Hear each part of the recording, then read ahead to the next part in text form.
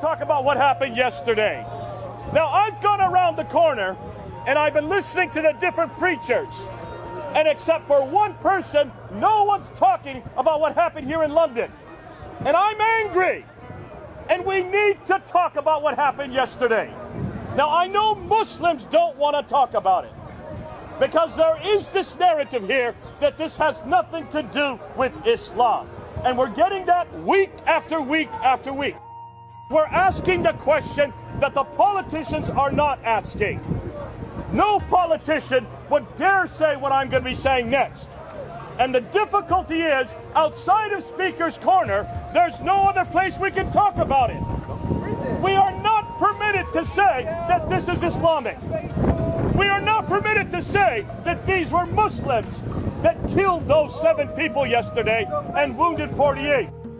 Okay, what happened yesterday? 7 people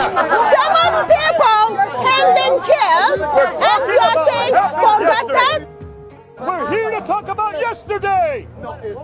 It's not even 24 hours, and he still wants to get off the subject.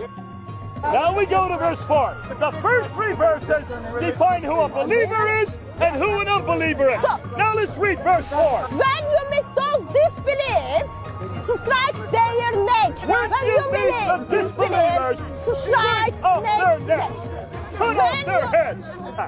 So those who slay the unbelievers, if they should be killed while they're slaying them, they will go to paradise.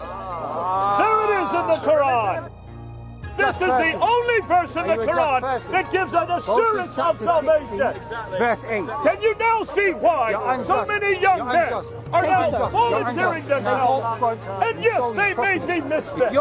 I would imagine many of them. I have read the whole Quran. I have read the whole Much of a Quran. future for them. I have got If you don't have much of a future, are you not going to volunteer so that you can go straight to paradise? It doesn't matter what you did the day before or even the hour before.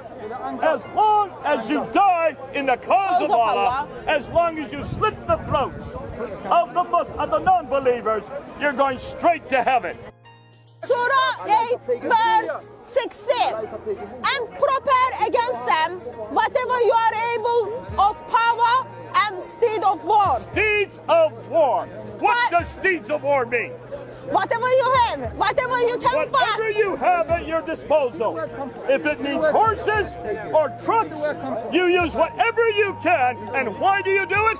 By which you may terrify the enemy of Allah. To terrify the enemy. And your enemy and others beside them. Where do you think the word terrorism comes from? It comes right out of that verse. To terrorize the enemy. This is the Quran telling them to do that. So those people are just taking the verses and trying to be faithful and good Muslims. They are going back to the Quran and they are going back to the teachings of Muhammad and they are practicing. Because Allah promised them wonderful paradise. 7 people had a family, but because 3 people thought they are not worthy enough to live, they had to give up their life. That is not acceptable. Your Quran and your Prophet is not